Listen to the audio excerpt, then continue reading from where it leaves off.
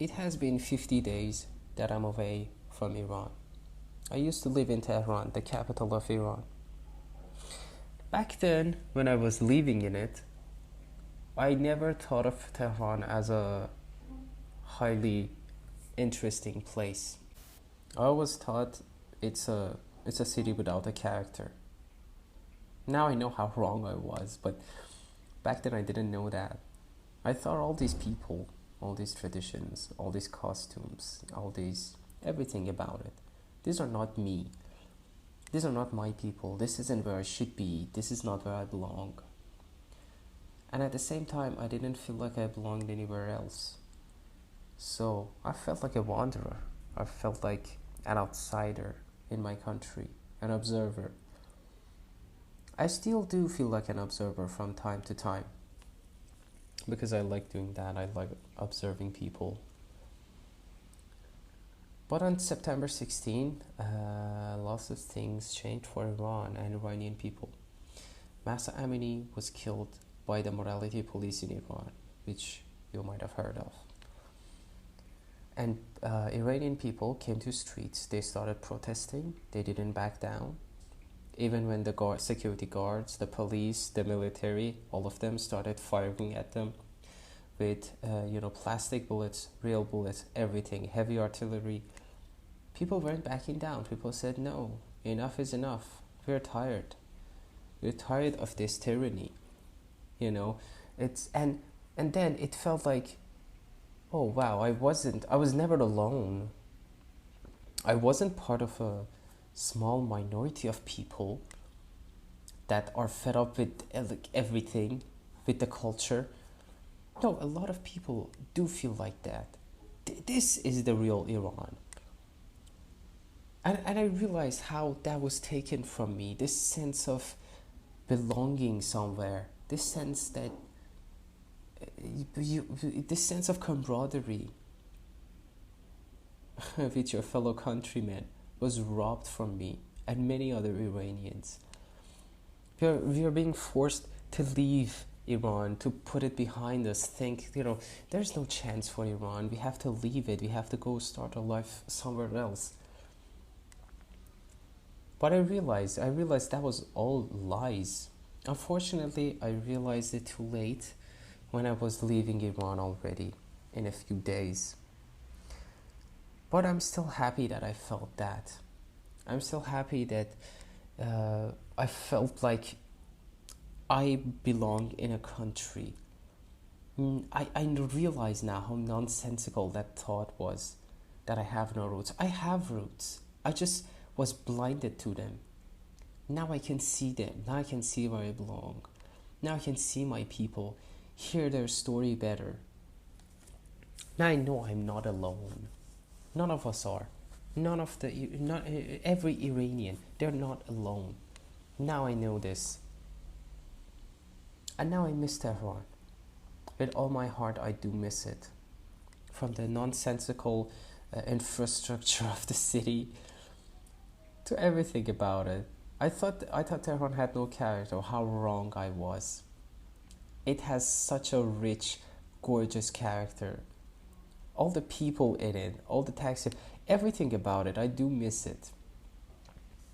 And I feel a deep sadness that Tehran is in the hands of people that don't care about it.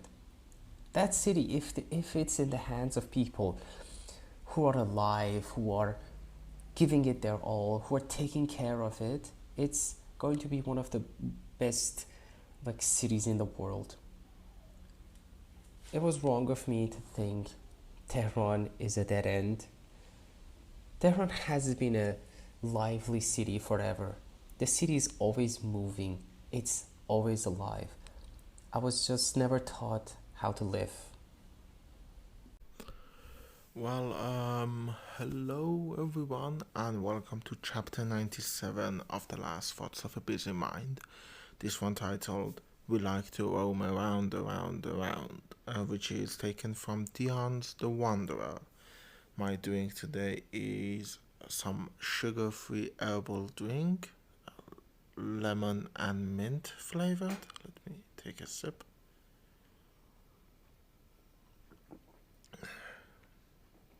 And as mentioned before, we are still in the LUO season, living under oppression, and as is tradition for this season, you have heard from one of my friends at the beginning. Now, that is something that honestly probably didn't occur to me as much. You may have noticed I am a little bit calmer than I was the last week. The reason for that is, let me just give you a few updates. There have been some bad news on that regard. There has been another execution. Many more, in fact. If you like, one big one from Mashhad, and then as usual, because it's what the Islamic Republic does, a few more in Zahedan. But the better news is that some of the more well-known convicted people who are, had their verdicts be executions, now have sort of like political, I don't know, what do you call it in English. Some politicians in Germany have taken political custody of them, and are following up on what is happening on them. And so that's at least some modicum of good news. And as I said, we just need to sometimes recharge and see what we can do. And I'm really glad that while I was not doing that, while I was walking around, pulling my hair out, not knowing what to do, there were people much more energized than me, much more wise than me, much more resourceful than me, who realized we needed to do this and have politicians outside of Iran take political custody of our prisoners. So that's great. I'm actually glad about that. That there are people who were able to do that, and they asked for them. And the person I know is among the people who has political custody. So there is a little bit of a mental rest. I know it's not over yet. It's never over. Even if Islamic Republic falls apart, it's never over, and that's where I want to discuss the cultural disconnect.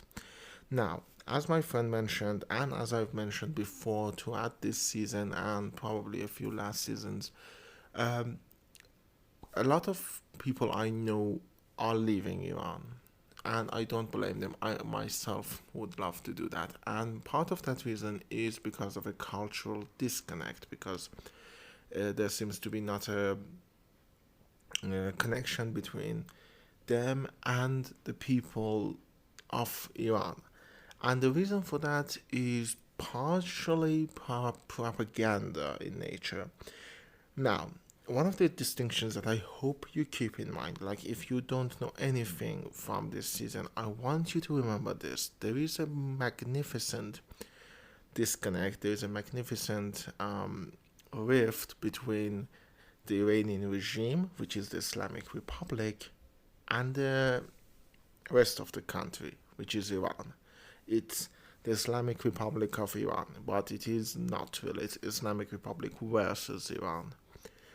The reason for that is the Islamic Republic, Iran. Let me explain it in the most simple way possible. Hopefully, I can explain it better some other time. But we have a religious identity, which is Shia, which was established in the Safavid when the Safavid Empire was taking shape, because they needed a religious identity to unite the people of this region against the Ottoman Empire, which at the time was Sunni. So they decided to go with Shia, which is a subsection of Islam. You know, the same imagine Catholicism to Christianity, Shiaism to Islam. So there is that. We have a religious identity, and then we have an ethnic identity, which is Persian. Now, Iran, as the country of Persians, is a relatively new thing.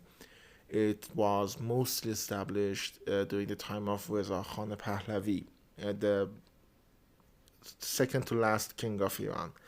And he modeled it after what at the time Turkey was doing, with the Turkey being the country of Turkish people, which it's not, by the way. It has a very high amount of Kurdish people as well as a lot of other ethnicities, but it is known as the country of the Turkish people. So Reza Khan wanted something similar, so he decided to emphasize more on Iran being the country of Persians, which it's not. It's not really. It's a multi-ethnic, if not multinational country. You have Kurdish people, you have Turkish people, you have Azeri people, you have Arabic people, you have Baluch people, you have Khorasani people, which is not the same as Persian. You have Lor people, you have Qashqai, you have Gilak, you have Turkmenistani, like if you go like around Gilan, not Gilan, Golestan. There are a lot of Turkmenistani people there. So it is a multi-ethnic country. And the reason I'm telling you all of this is because you need this baseline for me to tell the other thing. And that is the fact that the Islamic Republic relies heavily on Iran being the country of Shiism. And because of that, as my friend also mentioned, there has been a clear disconnect. It has always been a kind of a fight in traditionalism Iran between, for example, national holidays. What do you consider a national holiday? You probably know one of the big ones is Nowruz, but as Islamic Republic takes shape, a lot of more religious ones have become more well known, and a lot of the old cultural ones are losing. They have been losing ground for a long time, like for centuries, some of them, like our version of May Day.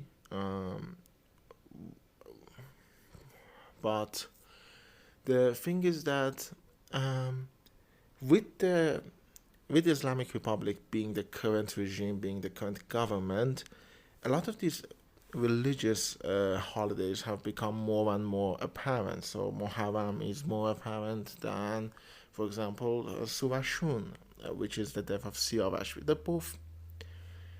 They're both about celebrating bravery in face of death, but one is more religious, the other one is more cultural and mythological.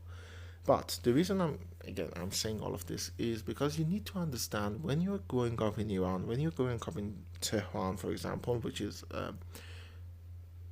the capital of Iran, um, you don't have that identity. There isn't an Iranian identity because you are not brought up with it.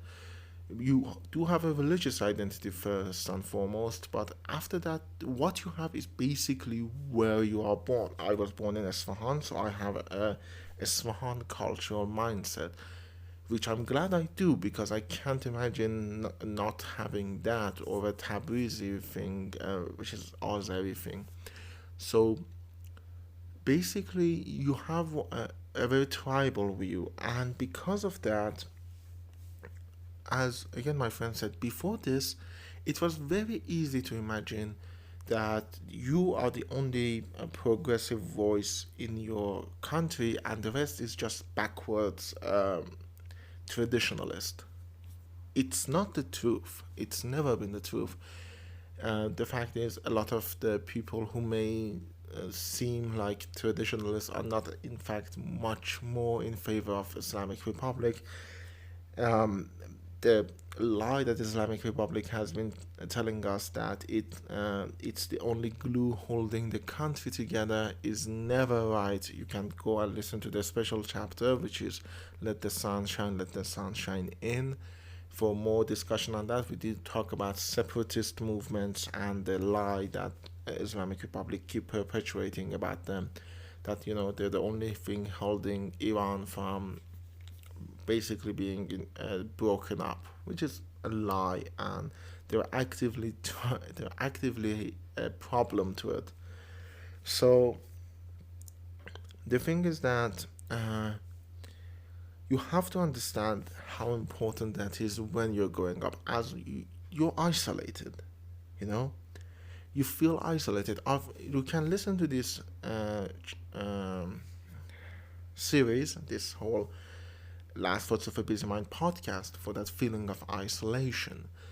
And there are moments of, even throughout this revolution, of extreme hopelessness that you think, oh, I just don't care. The culture of Iran will never be better. It's a backwards traditionalist culture and will never evolve.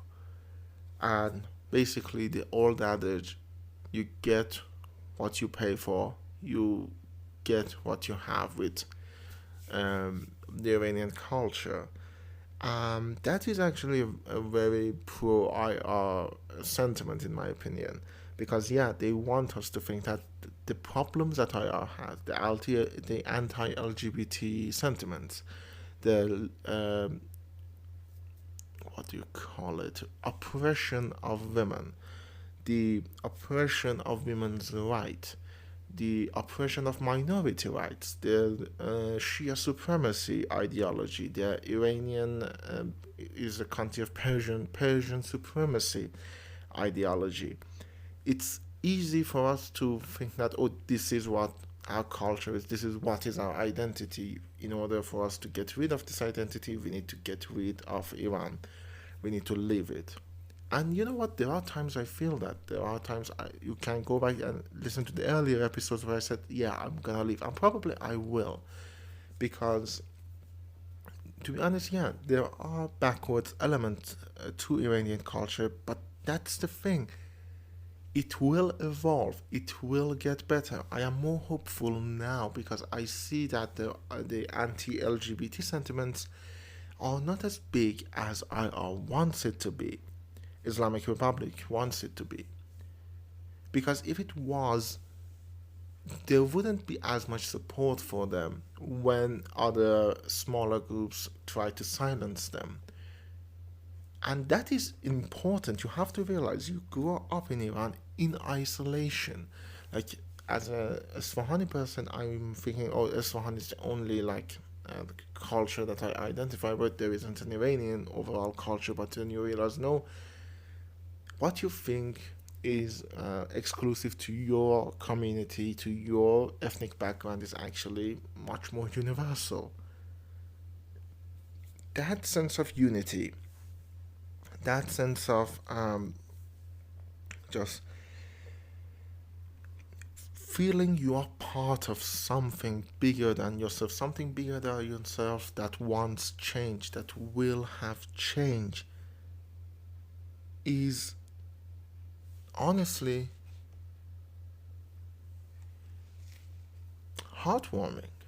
I'm not even trying to be sarcastic or kidding or exaggerate. It is heartwarming. And that's why, even though, as I said, I probably will leave Iran as well. But there is a chance. Before that, I was like, I'm leaving. I'm not coming back. But now I'm thinking, I might leave just to see the rest of the world and then come back. Because I am hopeful, because I see something there that wasn't there before. Well, that's not right. It was always there. I just never could see it. Because IR never wants us to see this. This is important, and I'm actually glad that my friend mentioned that. He has left, as he said, and I'm glad that he did. I'm actually really glad I don't have to worry about him as much. But when you leave Iran, you know, you live in isolation. You feel like you're isolated. And now, since September, we are seeing that our isolation was mainly artificial. We are not as isolated as we think we are. And that's important, and that's heartwarming, and that's hopeful. So yeah, let's keep hope. Our culture isn't a backward culture. It's kept a backwards culture. It can progress, and it should progress, and it will progress. I will see you all next week, unless, as usual, there isn't any internet. I'm recording this at like 2:40 a.m.